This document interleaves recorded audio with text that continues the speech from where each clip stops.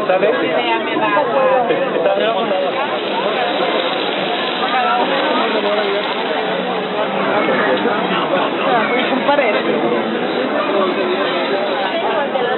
No, ese es el de las dos soluciones.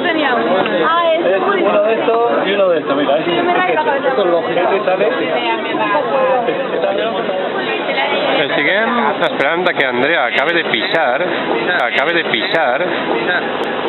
i de moment ens entretinguem veient esta parrilla enorme, ens poca la parrilla,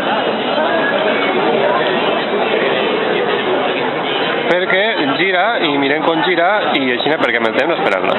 Correcte?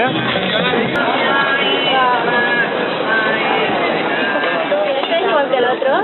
No, ese es el de las dos soluciones. Es uno de estos y uno de estos, mira. Esto es lógico. ¿Qué te sale?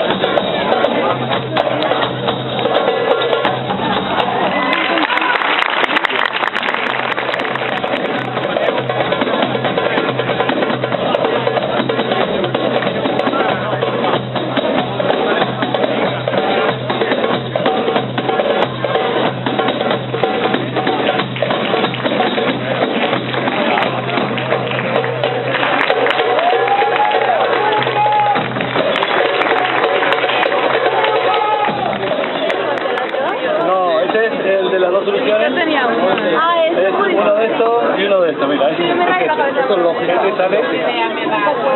Está montado así. Acabe de pixar. Correcte?